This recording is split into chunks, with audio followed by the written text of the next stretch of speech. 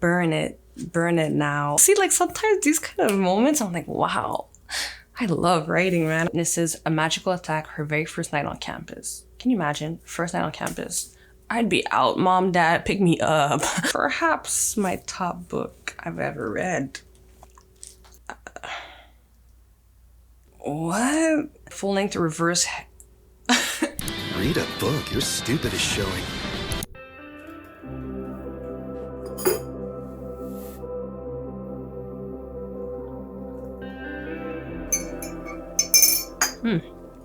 Yummy in my tummy. Good morning, welcome back to my channel. I'm very excited for today's video. So as you saw in my previous video, I wanted to do this mid-year review because today is July, well now it's July 3rd, but we're exactly halfway into the year, so perfect, 6 months in. So let's see what I've been up to reading wise. I have my notes here. I've read 19 books. I'm reading my 20th now. So that's, wait, I think my goal of the year was to read 20 books, 20 or 25 books. That was my goal for the whole year.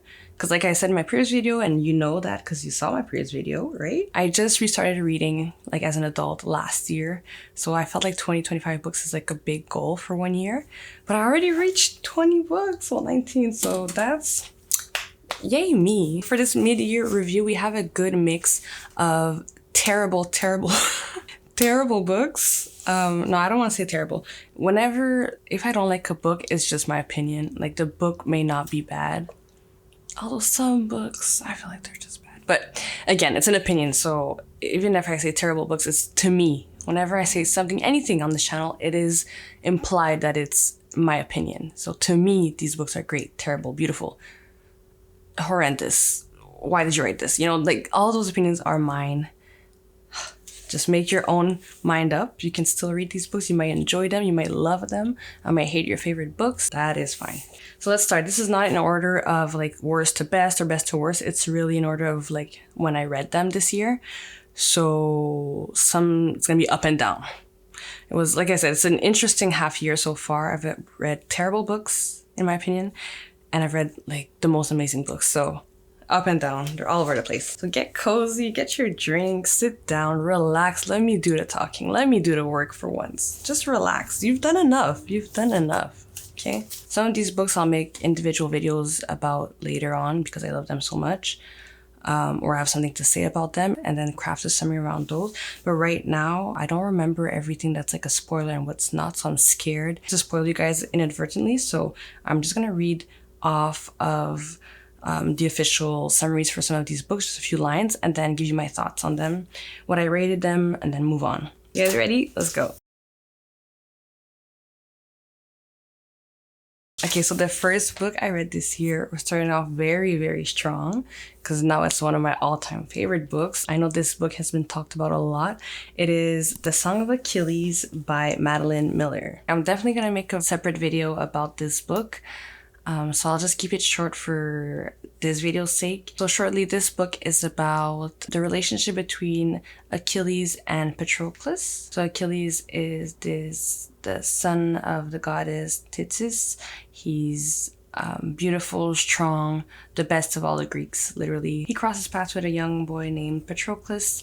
They, in many ways, grow up together. They go through very difficult times together, and now I'm not sure what's considered a spoiler or not, so I'll just say, yeah, the book is about their relationship more than anything. It's told from the perspective of Patroclus, which I found very interesting. For me, this was the first time I read a retelling of Greek mythology in a long, long time. I can't remember the last one I read, so it was very refreshing. The writing was beautiful. I really loved the way Madeline Miller writes, which led me to read Circe later on, her second book. I think this was her debut novel. Like, what kind of, wow.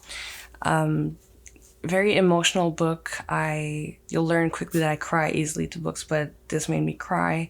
But it wasn't just good because of that factor. It was good for, I personally love its characters. I know that I've read mixed reviews about Patroclus and Achilles, how they're portrayed, but I love their characters. It's amazing. It's a beautiful book. And just quickly going back to my notes, again, I'll go deeper in this in a separate video about what I thought, but at the end of my notes I wrote must reread, and this first read was emotional and I was into the love story and the characters, but I want to focus more on the writing and other aspects in my second read.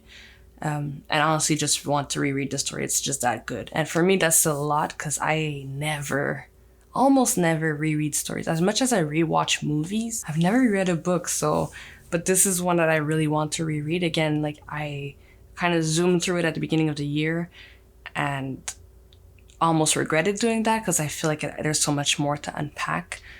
I'll leave it at that. It's a great book.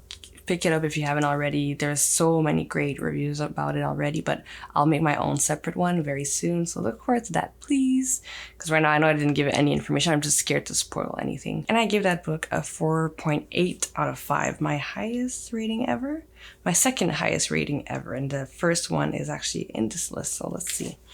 So the second book I read this year was... Oh my god. So see, this is what I mean by up and down. Amazing, life-changing, never the same. Show-stopping, spectacular, never the same, totally unique. Song of Achilles. And then I read Wildfire, which I actually have right here. What can I say about Wildfire? Burn it now.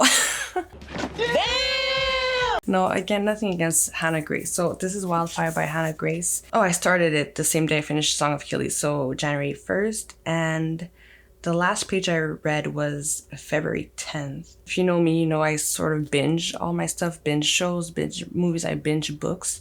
And I tried to finish this because I gave it a whole month, but I DNF'd it. It's the first book, I think, I ever did not finish. Yeah. I think it is. And it sounds more dramatic than it is because it's just before that, you'll see, I sometimes have a hard time not finishing books because of curiosity's sake, but I did not finish this book. I could not. So it only takes one spark. This is the summary, the behind the book summary. At a party celebrating the end of the academic year, Maple Hill students Russ Callaghan and Aurora Roberts have a passionate one-night stand. Never want to overstay her welcome or expect much from a man, Aurora slips away before Russ even has the chance to ask for her full name. Days later, they run into each other in their new jobs as summer camp counselors, hoping to escape their complicated home lives. Russ knows breaking the camp's strict no-staff fraternizing rule will have him heading back to Maple Hills before the summer is over, but unfortunately for him, Aurora has never been very good at caring about the rules. So this is the second book of, I guess, the Maple Hills series. I think there's only 2. I think there might be a third one now. I'm not sure, but I don't think I'll read that. I read the first one, Icebreaker, last year, and okay, it was corny and whatnot, but I can honestly say I enjoyed Icebreaker. I liked it. Okay, did I like it? It just makes me laugh because recently I filmed a podcast episode with my little sister. She's going to start her book podcast channel. I don't know if it's still in her plans, but we filmed the first episode. Her first episode was about Icebreaker, and we had a lot to say about Icebreaker. But in the end, for me, it wasn't a good book, but it was memorable. And that might be because it was my first reintroduction to smut as an adult. So I think the novelty factor also was what made me enjoy it more. It had its own unique thing, I feel like. There's the Uber scene. Life-changing scene, Uber scene. Yeah, it had its thing. So I thought, Wildfire, you know what? It could be a nice little continuation of that world, but no. And you know what it is? Russ and Aurora were boring. I could not get into them. Like, I don't know. I didn't like it. I rated it a 1.5 out of 5. So it's not 1. It's not 0. I read it. How can I rate it if I didn't finish it though? Page 24. Bro, too many descriptions. Like, get on with it. So that's how I was feeling at the beginning of the book. And what did I write? Stopped at page 274. Literally feels like such a chore to finish this book. Perhaps this feeling is accentuated by the fact that I have another good book. I'm not going to mention it, but sitting in my tote bag waiting for me to read it before I need to bring it back to the library. Aurora kind of annoys me. I don't really like the character except for Xander. And Russ, I don't even know. There hasn't been a plot for chapters now. They're together, like, end the book already. And it's just... So I wrote, I just can't get myself to care. Next. I just didn't care about their story that much. And I wish I could go more in depth as to why I didn't like it, but I don't think it's worth my time. It's not worth yours. So let's move on. Oh God. To be fair, since I didn't finish it, I can't really judge it. Maybe the book becomes something completely different and life-changing in the last 20, 30 pages, and I just missed out on that.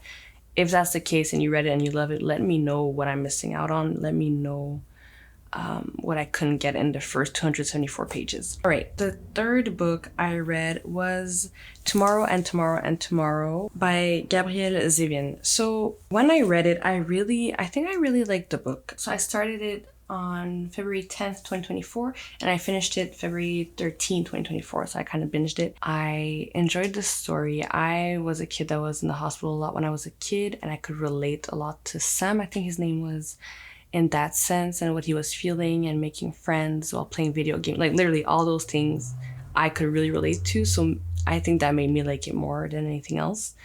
Of course, I love video games, I love reading, so when you combine those already, you've got me. It's hard to mess that up.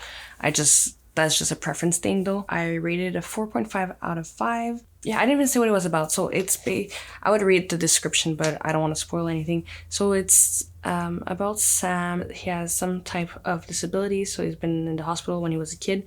And over there he meets a young girl and befriends her. What's her name? Sadie. Or Sadie. So you befriend Sadie and they form this friendship, and later on in life they meet up again as adults and decide to start a video game company together. It's a story about the ups and downs of friendship, of starting business with friends or family, platonic love, death, life. A good book. That was Tomorrow and Tomorrow and Tomorrow. The fourth book I read was Circe. So after I fell in love with the Song of Achilles, I looked into what other books of Madeline Miller were out, and the only other one I saw at that time, I think, was Circe. So I had very high expectations, obviously. Perhaps too high. I cannot say it's bad at all. It's really a preference thing. So the book is about Circe, who is a daughter of Helios. So again, this is another Greek mythology retelling. I love that aspect of it. I don't know if that's something she's going to continue for the rest of her career, but I love that that's her thing right now, doing these retellings in her own very unique way. So points for that. So it's about Circe, the daughter of Helios. She's not like her mother and father in the way that her magic or her powers do not seem to exist at all. She's very normal. She's deemed ugly, I believe. She's deemed unworthy, basically, of the powerful house of Helios, who is the god of the sun. So she turns to humans for companionship because she can't find any fraternity with the gods and goddesses. Like, she's very much an outcast there. So she turns to the humans, and although she's not the same as them, she finds some sort of comfort there and discovers that she has an affinity for witchcraft. So she's kind of a witch. Some things happened. She's banished by Zeus, the god Zeus, to an island for what she's done. And most of the story happens on that island, where she's alone most of the time and comes in contact at other times with more gods and goddesses and more humans. So it's a story of, it's a story about loneliness, the desperation that comes with it, finding companionship, discovering yourself, and doing all those things as a woman in the world. And finding your place when you're in the in-betweens, so between gods and humans. So as you can see, it sounds very interesting, and it was.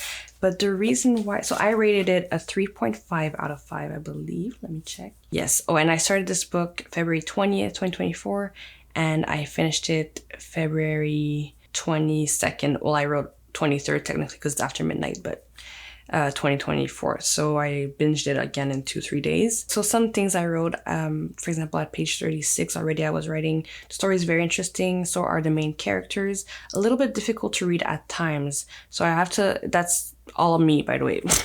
That's not on the author. It's just that I had to look up a lot of the vocabulary. So that's just me. I just had to level up. It's not about the book. The other part that made it kind of hard for me to read was that there was a lot of random name drops in terms of unimportant characters at times. So I'm like, who was that again? Are they relevant to the story, or are they just passing through, but the author feels like she needs to name drop them. So for that reason, I kind of had a hard time to really get into the story at the beginning. One nice quote that I just wrote in passing was on page 215, "His scars themselves I offered to wipe away. He shook his head. How would I know myself?" Oh, see, like sometimes these kind of moments, I'm like, wow, I love writing, man. I love reading. So see, there were some good moments. And then my final thoughts, I wrote that perhaps the writing style was a tad bit too tedious, laborious for me. It wasn't what I preferred. So it kind of prevented me from getting into the story. And it didn't help that there wasn't much action, which there doesn't need to be, but so much so. You know what? It's a perfect comfort book. So it's a perfect cozy book. You're really discovering the island that when she's cast off there, you're very much with her gardening, discovering, gathering herbs. It's a nice sort of, you know that video game, is it Stardew Valley that people play during COVID? I think that's those kind of cozy games. If you like those, I think you'll like this book. It's a perfect book to read with your coffee next to a little fire in the winter or something. You know, there's that type of book. But I think at that point I wasn't looking for that kind of novel, so maybe that's why I didn't feel it as much. So it might be one of those cases where it's like wrong timing type of thing, but doesn't mean that the book is bad at all. It's also all about expectations. I think I had to manage my expectations. I came in with like, this is the second book of the author that wrote what had been so far my favorite book I've ever read, The Song of Achilles. So obviously I had my expectations through the roof, and then read a very good book, but that was very different. I just shouldn't have expected the same thing. So again, if you read The Song of Achilles and you're thinking the same as me, oh, let's read this, because it's another retelling of Greek mythology. The author wrote Song of Achilles beautifully. Like, I think it's going to be the same thing. Maybe read more about the book, or just take my word for it. It's not, you might love it, but it won't be for the same reasons. It's definitely different, which is kudos to her, because she didn't pigeonhole herself in one type of book, one type of genre. But 3.5, I liked it. A nice fantasy. It's a good book. In my opinion, 3.5 is like when a book is very good. It's great. It's not wow. It's not bad. It's good. It's a good book. The next one is Chain Gang All-Stars. So that's the next book I read. So I didn't finish the book. Shocker. I'm actually shocked myself that I didn't finish it. But this is what I think people call a soft DNF, as in, I think that's what it means. I'm planning on returning to the book. So even in my notes, I wrote, I paused this book. It's not that I didn't finish it, but I have every intention to go back to it. The main reason that I paused it, if you watched my last video, you already know this, but most of my books that I read, I rent at the library. I borrow them. And oftentimes, since they're kind of recent books or books that are quite popular, there's a lot of holds on them. I even put holds. And then, so when I finally get the book, I only have, I think it's 2 weeks to read them. Sometimes I have up to 5 books at the same time. It's just because I put holds and then they become all available at the same time. So I have to get them, or else it goes on to the next person. So then I have not a lot of time to read them. And I feel like Chain Gang All-Stars is one of those books I needed more time to sit with it. I didn't want to rush it, so I didn't finish it. So I didn't put any stars as of now, but I had a lot of notes, and it's definitely a book that makes you think a lot, especially if you're not very much aware of the American prison system and its history and its current condition and effects on the Black American community. I'm Canadian, by the way. So if you're not aware, there's a lot to learn from this book. Okay, I didn't even tell you what it's about. So 2 top women gladiators fight for their freedom within a depraved private prison system not so far removed from America's own. Loretta Thurwar and Hamara Hurricane Stacker are the stars of Chain Gang All-Stars, the cornerstone of CAPE, or criminal action penal entertainment, a highly popular, highly controversial, profit-raising program in America's increasingly dominant private prison industry, is the return of the gladiators, and prisoners are competing for the ultimate prize, their freedom.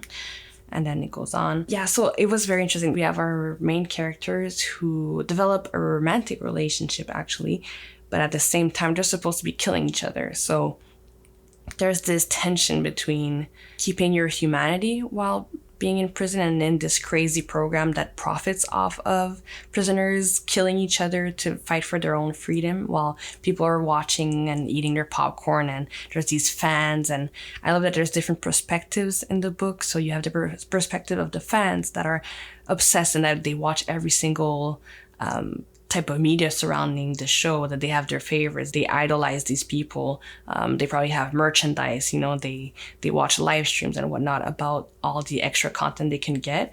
You have the perspective of the prisoners that are acting like, it's an act that they do. Ultimately they want their freedom, but some of them kind of maybe lose themselves in the whole reality part of it. A lot of them, you see that they are desperately trying to keep their humanity, but it's how can you in this sort of setting when you're in this gruesome kill or get killed environment.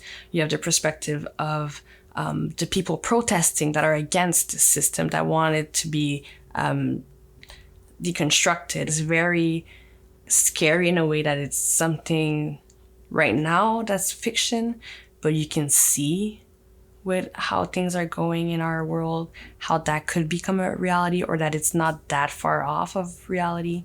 If we think of reality TV shows where we see people sometimes literally getting emotionally abused on TV in these like toxic relationships, and we're just watching for entertainment. We're like, they're so dumb.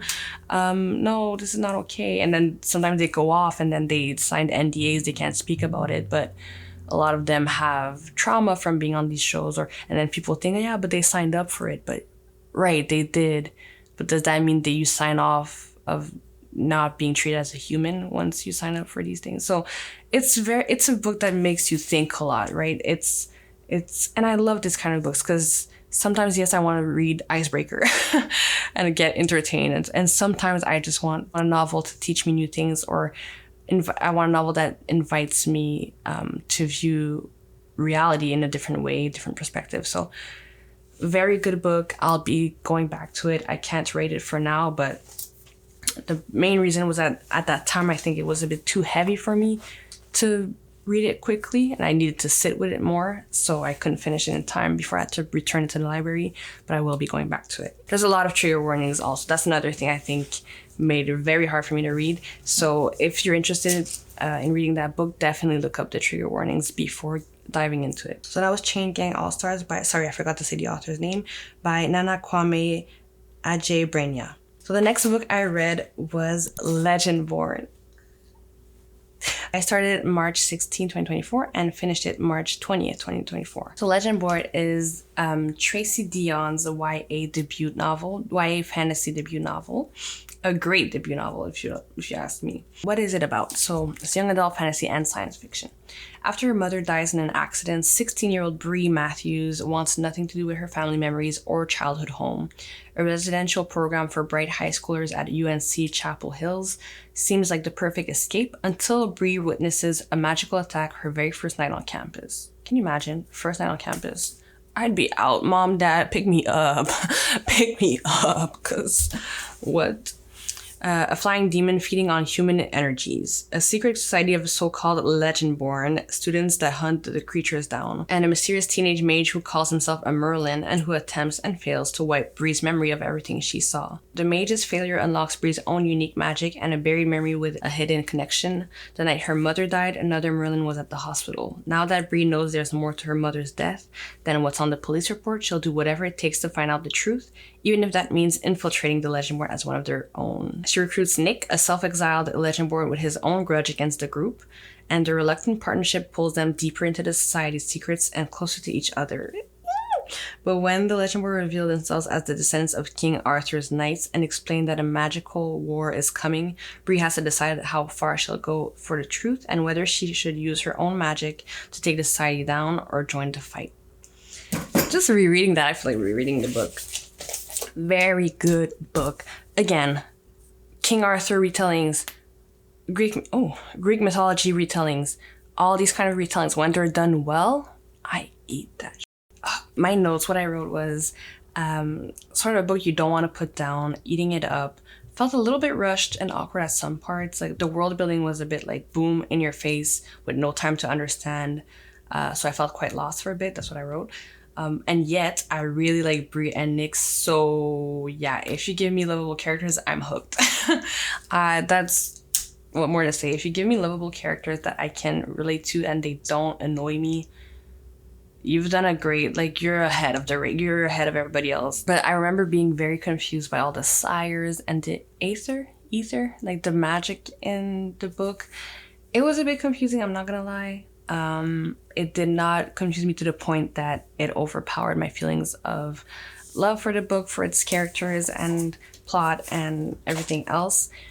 But it was something that I need to get used to. It's kind of like in Jujutsu Kaisen, which I loved. I love that anime. But sometimes when they talk about the curses and stuff, I'm like, you're making this too complicated. So I kind of felt that way about the Ether. But I love the representation, the fact that you have, and it's just put in there in such a natural way and normal way as it should be, like a character with afro hair that deals with microaggressions, the talk of how to be an ally, you know, where Nick stands and whatnot, and her friends. It could be applied to anything in life, but very important conversations that are infiltrated in this book that is young adult. So it's so exciting to see a book like this that one of my younger siblings or my nieces and nephews could read eventually and learn so much about while having the magical, you know, storyline and plot that drives it. It was a very good book, and to think it's her debut novel, chef's kiss. And also recently I've been more interested in learning about Vodou, which is part of my culture. So I've been very interested in looking at media that include either Vodou or spiritualities and religions that aren't typically depicted in media. So recently in Castlevania, they depicted some parts of Vodou, which I thought was very interesting. So it was fun to see this part. It's not Vodou, but to see how Brie's ancestors come and play into the magic system in this book. So very exciting stuff. I think I gave the book a 4 out of 5. Yeah, 4 out of 5. Very good. Very good book. And then right after that, I read Bloodmarked, which is the second book in the series. I believe the series is not done yet. Actually, I know it's not done yet because at the end of my notes, I wrote, how am I supposed to wait at least another year for book 3? Well, I didn't write when I started this book, but it says when I came back from Mexico. If you haven't seen it already, go check out my Cancun vlog. I started the book when I was on that trip, so yeah, go check it out. And I finished it on April 23rd, 2024. I also gave it a 4 out of 5, but then I wrote in my comments, I thought I gave Legendborn more stars. If Legendborn was a 4 out of 5, then this is more like a 3.8. So it wasn't quite as good, in my opinion, as the first book. But still a very solid second book in the series. I'm not going to say the summary in case you didn't read Legendborn. I don't want you to get spoiled. But overall, I can just say, again, it was a very bingeable book. I remember writing that in my notes. A page turner for sure. Dislikes in this book was, I feel, again, it was a bit rushed. Like there was too much happening in Bloodmarked. I feel like as much as the action and all the different events that happen were helping in Legendborn, I feel like we're driving the story forward. This was also, but I feel like we were trying to catch up to the story. I don't want to spoil anything, but later if I do a separate video on the series, I might be able to talk about what exactly I felt was too rushed. The part that I loved the most, I think, was that two characters, the main character and another character, get close, even closer in Bloodmarked. And Cariad, however you say that word, yeah. I love you. What's not to love? Again, I think the strongest point was the relationship between the characters, and how the relationship kind of changes also in Bloodmarked. So that was very good. All right, so that was Bloodmarked. Next book was my top book of the year so far, and perhaps my top book I've ever read. Again, that's not saying much because I just started reading last year.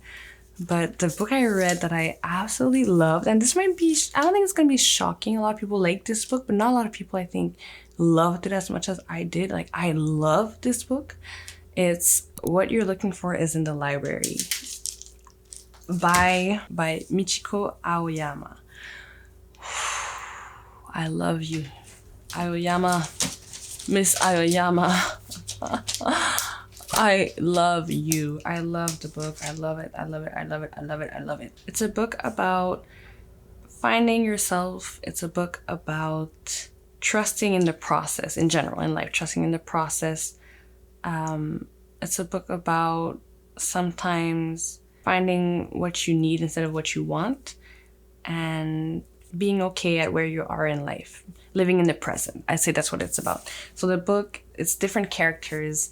You have a retired man, a young woman in her 20s that's a salary worker, a man that for now is jobless. So different characters in different stages of their lives. They all cross paths with this librarian who seems very interesting, out of the ordinary. And whenever they go in thinking they need a certain book, for example, on gardening or on computer science, not computer science, but on learning how to write with Excel and stuff. So they go in thinking they need a certain book, and the librarian gives them a recommendation list of different books that they might need, and there's always one book that stands out. You could be looking for a book about gardening, and she'll give you a book that's like a children's book, or a book that's about the universe, and you're like, I did not ask for this, but she's so odd, you don't really want to interact with her, so you just take it. So it's that kind of story. And then somehow in every little story that's kind of interlinked by this common librarian, the book that she recommends that you thought was kind of random and that she may put there by mistake always ends up being the most useful one for that character in what they really need in their life right now. And it's such a simple book. It's written in a simple way, nothing too flowery, it's nothing, but it's exactly what the book needs because it's straight to the point, but it hits. It's like the type of book that you read and you have to pause sometimes, not because of the prose necessarily, but because the simplicity of it is so, sometimes we just overthink things, and the way the author writes these kind of revelations and how their perspectives changes, just have to put it down sometimes. You're like, oh, this is so me, or this is like, I feel like this speaks to me, or maybe that's just me, but I just really feel like that book spoke to me. I really needed to read it at that time. Honestly, I can't say it changed my life, but it's a large part of why I started this channel, actually. I didn't really talk about that in my previous video, but after reading it, it got me thinking about what I need to do right now, what I really want to do deep down, and I've known I've wanted to do, but then now I have the tools to do it. And I can't thank the author enough for this book. It's so good. It to me, yeah, it's my favorite book so far, I think I've ever read. And I'm definitely gonna make a separate video about it, so I don't want to go too deep into it. I didn't even look at my notes about the book, but what did I rate? I think I wrote 4.9 out of 5. I started it on April 30th, 2024 and finished it on May 6th, 2024, right after my birthday. And so many notes were just wow. Brings tears to my eyes. Last sentence, I would just write so many just page numbers that I need to go back to. And some closing thoughts I wrote about the book. I guess this is a preview of my eventual review on the book. I wrote, what a wonderful read. In addition to all I've said about this book in my notes so far, I feel like this novel puts into beautiful and meaningful words a lot of what I've been thinking about life recently. How I want to enjoy it, how I want to live it. It feels so good to read a book that makes me feel seen and understood, in the same way that it feels good when I meet up with my friends that are in similar places in life as me, in their relationships, their career, whatever.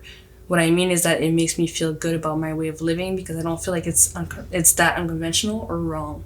That's what I mean by I feel seen. 5 stars because of how perfect the book is for me, where I am in life right now, and because of the nostalgia I feel when it reminds me of the Fable de La Fontaine.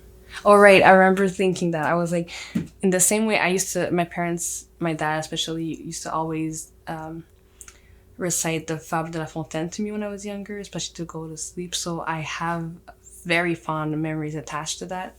So it felt very nostalgic when each little short story, when the ending comes and you sort of understand why the book was recommended to the character, or you understand what the author's message is. It really reminds me of when I was younger and you finally understand what the fable's moral is. So yeah, it's a weird connection to make, but I think that's another reason why I love this so much. I think it's a perfect book for me. And again, I can understand that other people might read it and be like, what's so special about this? It's cute, it's charming, it is very charming, but it's not wow. But I think it's just it was like a book that felt made for me. And then I recommended it to my one of my sisters, and she actually has it right now because I own the book. I got it for my birthday while I was reading it. Isn't life crazy? I feel like it was in the universe or something. But while I was reading it, my friend gave it to me, and she was gonna return it because she saw I was reading it. I was like, no, I actually love it. Like, I wasn't even done. I was telling her, I know that I'm gonna want to reread this, so please still give it to me. And now I lent it to my sister. So I don't have the physical book with me right now, but I do have it. And all that to say, even when I lent it to her, she told me, wow, thank you so much for lending me that book. Like, I really loved it. Oh my God, guys, I was babbling on for way too long. There was no more space on my camera. I made a little bit of a space, but I did not realize it's been that long. I'm talking way too much. I'm sorry. So that was what you're looking for in a library. 10 out of 10 recommend to every single person. Read this right now. No matter your age, no matter your identity, no matter where you are in life, read it. I feel like you'll like it. At least you'll like it. The next book I read was One Dark Window. Okay. I think I first saw that recommendation on TikTok. So it's one of those book talk books, I guess. And, okay, I started May 6th, 2024, and it finished it May 8th, 2024. And I wrote, that's what happens when I mostly read on Airport Reserve 2 days in a row. So I binged it, again, more out of boredom than because, like, the book was, like, I need to finish it. I gave it a 3 to 3.5 out of 5. So it's a fantasy. Is it young adult? I think young adult, probably. A fantasy novel about this girl. What was her name again? Elsbeth, who lives in this world where magic is not allowed. You're not allowed to use magic unless it's with these cards. So that's kind of an interesting part of the book. It's the magic system is kind of unique. It's this deck of cards that you can use magic when you have them, but magic always takes something from you. So when you use it, there's these warnings that you have to be careful about it. And somehow Elsbeth ends up with a dead guy in her head. Like, listen, no spoilers, but in some very specific ways, the book reminded me of Legendborn. But if Legendborn was done really badly, that's maybe being harsh, but it just felt messy. I get that the ambiance was nice sometimes.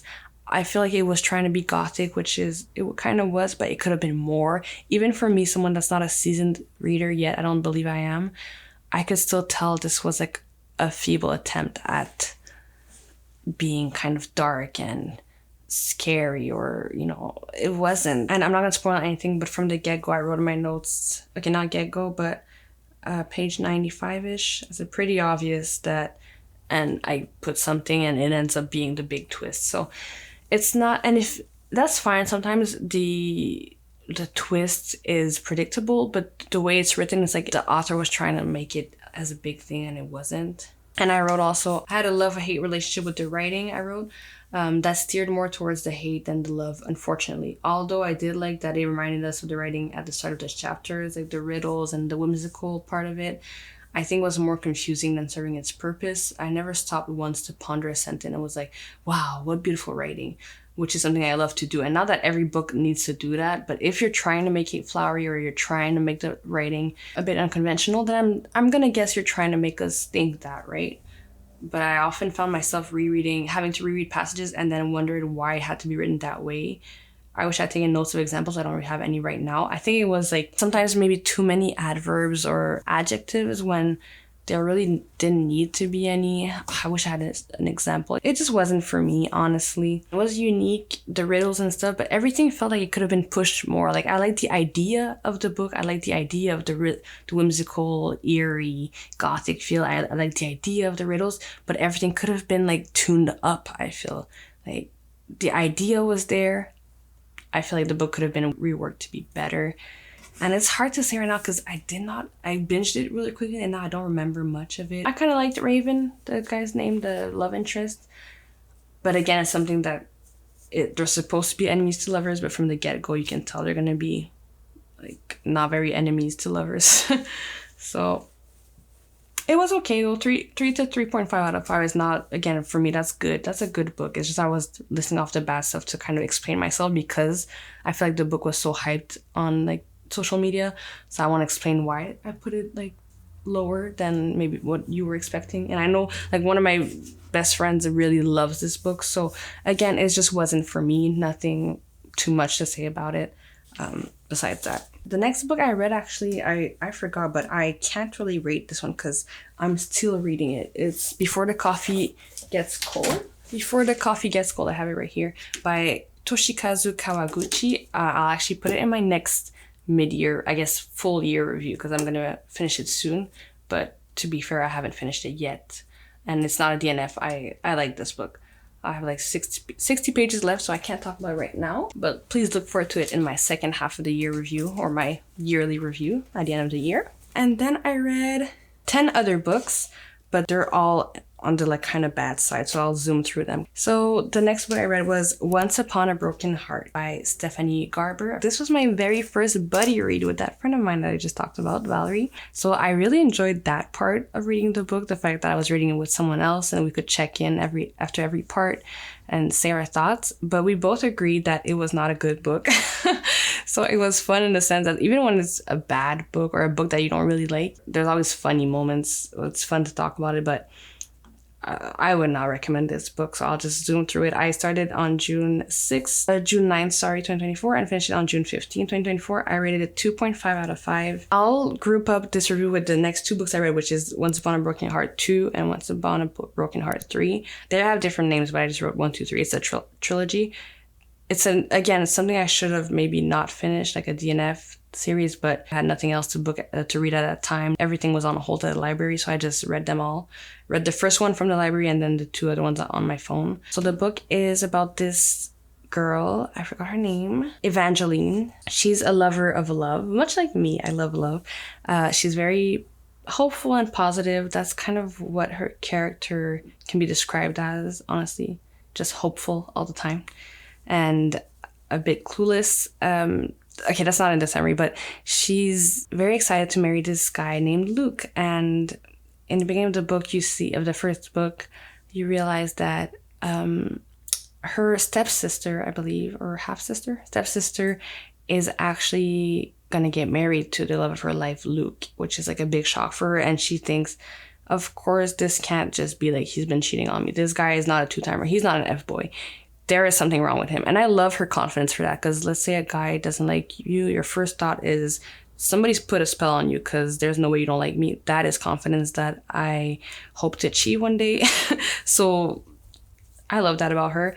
She was like, no, there's no way this guy's cheating on me or that he's two-timing me. He loves me. I know that. So somebody put a spell on me. Let me go pray to a fate, even though I know we're not supposed to do that. Let me do that so that we can undo that spell that somebody put on him. That was confusing, but basically in that world, there's like fates that people pray to, that they have their own church. She goes to pray to the Prince of Hearts, Jax, which becomes, I don't think this is a spoiler, but it's enemies to lovers, I guess, forbidden love. I don't know what you'll call it, but so she goes to pray to this heartless prince. So he answers her prayer by stopping the wedding of her lover, Luke, and her stepsister. But he stops it in a way that she did not expect. She really quickly discovers that this guy, he's not Cupid. Like, he's not Prince of Hearts Cupid. He's someone you don't want to F with. Although he helps her, it's more of a curse, really. And then the 3 books are about their love story, basically. Evangeline and Jax, and how it's just so messy. There's just so much. Why is there vampires? Like, I just told you this story, right? About Prince of Hearts, fairy tales. It's very much fairy tales. They go up to the north, which is this whimsical place, and very nice, and there's gates, and there's like magic, and like birds are flying, and there's dragons, and then all of a sudden, like, there's vampires, and like, okay, that's kind of weird, but it was kind of vampires. Why was that the most interesting part of the book? Why was the part where there's random vampires the most, like, spicy, interesting part of the books? And then book 2, 3, you think the vampires were just in passing, but they come back in the next books, and it was just a mess. And I know I'm not doing a very good job at all at describing this book. I'm not selling it, but I think that's because I'm trying to protect you. I'm trying to make it sound how I saw it. Like, that's how I remember it. Like, there was some good moments I wrote between Jax and Evangeline, but ultimately I feel like she wrote Jax way too cruel and the characters are way too dumb. Like, you almost died when I wasn't with you, but I saved you. Now we fight. I leave you alone, and let's repeat, you almost died because I wasn't with you. And then I come to save you, and then, okay, but then we fight. I leave you alone. Somebody else tries to kill you. It's kind of, it gets tiresome. Like, and also, right, there's a lot of, okay, in this book, there were so many hints that made me think, because obviously we're thinking, okay, why does he need her? No. Why is her sister like this? What's the, it has us guessing, which is a good thing, right? But sometimes when we see the revelation, either it's underwhelming or it's something that we could not have expected. Like, it's not a satisfying thing for a reader. That's the key thing. It's not satisfying. Even the very ending of the third book, it wasn't satisfying. I felt like some things were written as if it was a big deal, that's something that's connected to book one but when we find out what it really means, like the apples or whatnot, it's not even, it's just like, oh, okay, I thought we were building up to something more mind-blowing or something more meaningful, but it's never that. I felt like it kept waiting for something to happen that was gonna make everything I've read so far worth it or make it all make sense, but it was messy. And how could I have guessed that there was going to be vampires? I sorry, but I keep repeating the vampire thing. I love vampires. I'm re-watching Vampire Diaries right now with my little sister. I love vampires. Of course I love vampires. My generation, Twilight, Vampire Diaries. We eat that shit up, but why? They don't have to be everywhere. And when they are... but when they are... I was still kind of... I feel his gaze on it. Like, okay, there are some moments I was like, this is entertaining, not gonna lie. But if I have to say it's a good book, no, it's not. Not to me. It was a 2.5. I gave 2.5 to the first book. Book 2, I gave 2.5 to 3 stars. And then book 3, I put 1.5 to 2 stars. Not even, there was no resolution for some side characters. That they were side characters, but they were given an important enough part that I felt like they needed a resolution, unless she intentionally left it open-ended to maybe make another series based on those characters. I don't know. I'm talking about Lala and someone else. The last 50 pages of the third book felt extremely rushed. Overall, I wrote not very good at all. So next, I'm gonna put 6 books into one because yes, I read 6 books of a series that I knew from the get-go I was gonna give 1 star to. Why would you do that? I've never given a 1 star so far in all my books, but I did. And I understand that you might think I'm crazy for having read all those 6 books. I did not finish the last one, the 6th book, because enough is enough. At some point, you gotta call it quits. But I was like, I made it so far. I read 5.5 books. I need to finish the 6th book. But I was reading it and my eyes were hurting so bad from rolling. And my neck and my face was hurting so bad from being like, what?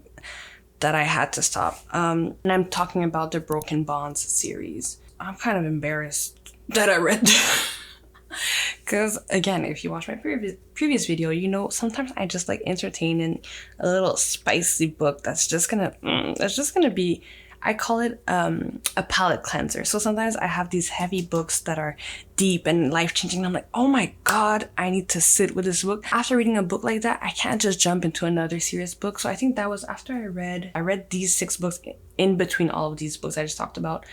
And I was like using it as a palate cleanser. So I'm just gonna cleanse my palate, just like the ginger when you're having sushi, right? It's just to refresh and think, okay, I'm reading this entertaining thing. Now I can get back to another serious book. That's how I view these types of books. And sometimes they're great palate cleansers. They do their job, like Icebreaker. They did their job. A lot of things wrong with the book, but you expect it. You're not reading it for the prose, for the plot, you're just reading it for the entertainment. This book failed at even being entertaining. It was so, to me, it was so wrong. So Broken Bonds by J. Bree. And if J. Bree one day, I don't know why I should be watching this, but she would. Like I said earlier in this video, this is all opinion based. It does not mean I'm sure this is somebody's favorite book, but it's just, I can't. I read 5.5 books, so I'm a bit of a hypocrite, but I guess the reason I read so many was because I was, one, bored, procrastinating, using these books as a way to procrastinate, and 3, sometimes, whether you like it or not, I'm just curious. I want to know what happens next. And the spice was kind of good at some point. So I guess that got me reading, because I was reading for spice and entertainment at that point. But then when even that gets bad or problematic, you gotta just throw the towel. You just gotta call it quits. So the first book was The Bonds That Tie. I'm not gonna read off all the titles of the books, but I'm just rating the series as a whole. But this is the summary of the first book. After the death of my mother and her bonded, I was relieved to find my own bonds. I was sure everything would be okay if I had them. It wasn't. The fate of our people is in my hands, and I know we're better off if I'm alone. After 5 years on the run, I'm caught and dragged back to face the men I ran away from. I thought I was doing the right thing. Now I'm not so sure. North, Knox, Griffin, Atlas, and Gabe may never forgive me, but one thing is for sure, I won't ever forgive myself. Broken Bonds is a full-length reverse... Even as I'm reading this, I can't take myself seriously for having read this. So don't judge me. It was just, I needed a little bit of spice. I was reading these like wholesome, what you're looking for in the library before the coffee gets cold. They're very good books, but I am who I am. Know yourself. I know who I am. I know sometimes I need a little spice. So I read this. Okay, don't judge me. It could have been good. Okay. Broken Bonds is a full-length reverse harem PNR. I don't know what PNR is. Novel with material that may be difficult for some readers. This book will end on a cliffhanger. It's recommended for 18 plus due to language and sexual situations. So it's called Fantasy Reverse Harem Romance Paranormal. How is it paranormal? See, that's another thing. My next book also says paranormal. I don't see it as paranormal. I think I need to figure out what they mean, because in my head, paranormal activity, like ghosts. Paranormal is... Oh, I guess it could be. Anyways, the main character. She is supposed to be... How old is she supposed to be? I think she's like a teenager or like late teenager or like young adult. But she's written like a 11-year-old child. She's so unlikable. And that could be done on purpose sometimes. Not for 6 books, I don't think. And I don't even think this is on purpose. She's shaming other girls in the book at some points. She's just so annoying. Oh my God. And trigger warning, there's mention of SA in this book, which sometimes I understand serves the plot, but in this situation, the character that's the perpetrator in this essay is never really blamed. Like, it's never really cleared in the book that it is SA. Oh, like, even just talking about it, it's like, why? And then I read so many good reviews about this book, and am I missing something? Because why? To me, it's so obvious that how wrong this was. But that character eventually is supposed to become, like, one of the main love interests, and, like, we're all good with what he did? What? Maybe I was just triggered, but I would never recommend this book ever. Not even my worst enemy. Okay. No, but just that part made it like I would never recommend it. Before that, I was like, you know what? I just don't like this book. So enough about Broken Bonds. Read it if you want. If there's some redeemable parts of the books, let me know in the comments. I'm actually so curious. I'm not even being sarcastic. I'm actually so curious as to what you liked about the book. And I'm sure it's just my memory failing right now, because I did read 5 of the 5.5 books out of the 6 books. So there must be some good parts, but I think I was so turned off by all the things I mentioned. And the fact that, I forgot to say also, it kept repeating it. So after a point, the characters get together, they're in their bond group. Then there's just the same type of routine for the next like 4 books. And it's like, why was it so long? It did not need to be 6 books long. So yeah, I hope I'm not being too harsh, but it just wasn't good to me. And the last book I have on this list is Bride. I didn't have high hopes. I think getting into it, I kind of knew what type of book it was going to be. But I had higher hopes than what I ended up giving it. Like, I was surprised. I gave it such a low rating. I thought it was going to be like a 3.5 book, like a good book. But I actually gave it 2.5, or I said 2.5 to 3. So I was kind of close, but it was a little bit below my expectations, even though my expectations weren't that high. So I began the book on June 12th and finished it on June 13th. So I read it in 24 hours. Okay, one thing about it, it was very bingeable. That's a plus. In the beginning, I wrote, some parts have me chuckling, my kind of dumb humor, ha ha ha. This was the first book I've ever read and the only book so far I've read of the author, Ali Hazelwood, although I've heard very mixed reviews about her, but mostly positive. But based on this book, I do not think I will read more of her books, just because although I did like the sense of humor in the beginning, it then felt not forced, but kinda like maybe it just felt not fitting of the setting that was supposed to be paranormal, like fantasy, werewolves and vampires. It just didn't feel like it fit. I feel like the character was very out of place. So let me read the summary. A dangerous alliance between a vampire bride and an alpha werewolf becomes a love deep enough to sink your teeth into in this new paranormal romance. Misery Lark, the only daughter of the most powerful vampire councilman of the Southwest, is an outcast again. Her days of living in anonymity among the humans are over. She has been called upon to uphold a historic peacekeeping alliance between the vampires and their mortal enemies, the Wares. And she sees little choice but to surrender herself in the exchange again. See, like I said previously, I've been binge watching Vampire Diaries. I thought this was gonna give early season Tyler and Caroline, my favorite couple so far. Don't spoil me. We're like at season 2, I think, or 3. But okay, so Lo was kind of meh. He was just there. He wasn't bad. He was a character. He was there. Misery, again, the main point that annoyed me throughout the book is, again, how oblivious she wrote the character. From the very first chapter, come on, the twist, right? Guys, I'm not gonna spoil it in case you haven't read it, but you kind of know. And the fact that it drags on the whole book, Misery is written she's so oblivious, and it's like, why? I want the character I'm supposed to root for to be at least a little smart, at least a little, she can put one and one together. And she's supposed to be smart. She's like a computer. That's kind of cool. She's like a hacker. But then in other parts of the story, she's very slow, and I'm like, oh, come on, I was rooting for you. I actually love vampires, and so far, the books I've read this year that mention vampires are very big letdowns, I would say. So if you have any recommendations about books about vampires, vampire werewolves, or just vampires that are good, like it could be a romance that's like entertaining, it could be something more, drama, whatever, about vampires. I love vampires. Please put your recommendations down below. Like, I need a good vampire book. I said, again, I hate when the MC is oblivious to something so obvious to us readers. We knew this from the prologue. Come on, BFFR. As someone who enjoys tension and build-up and enemies to lovers, aren't they being extremely friendly / flirty too quickly? I wrote that too. So I'm someone that likes the tension, that likes the build-up, and I felt like it was just, okay, we love each other.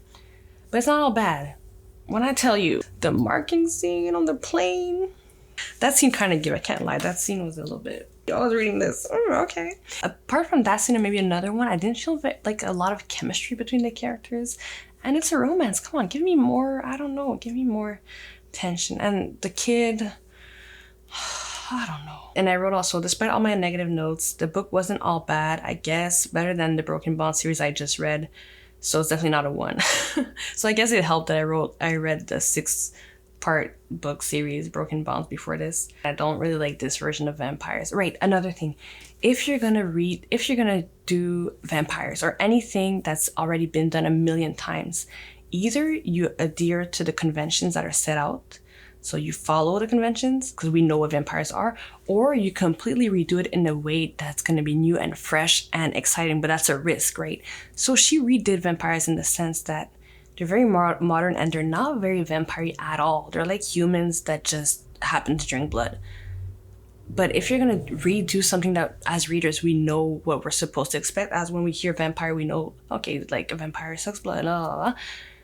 And then you recreate it, but then your version is not as good as what we're used to, I feel like that's going to bring it way more down. You took the risk, which is like props for that, but I feel like her risk didn't pay off because her version of vampires was not as good as like a regular vampire. So if you're going to make a new kind of species that's like what she described as vampires, just don't even name them vampires. Make them blood-sucking aliens. I don't know. Because I wrote it, I feel like by losing the whole super old beings thing, the MC was basically just a human except that she fed on blood. And even then, I feel like the author could have played on her hunger and how hard it was to control herself with the werewolves, but no, it was just an okay read, honestly. I didn't hate it, but I definitely didn't love it. And it was a little bit below my expectations. So that's all the books I read so far in 2024. Thank you so much for bearing with this extremely long video. I'll cut it down as much as possible. And I'm kind of rushing because I don't have a lot of space on my phone. But thanks for joining me. My coffee's done. I'm sure yours is too. The sun is gone and I need to get on with my day. So thank you again for spending this precious time you have with me. I really appreciate it from the bottom of my heart. Again, please comment down below recommendations in terms of vampire books.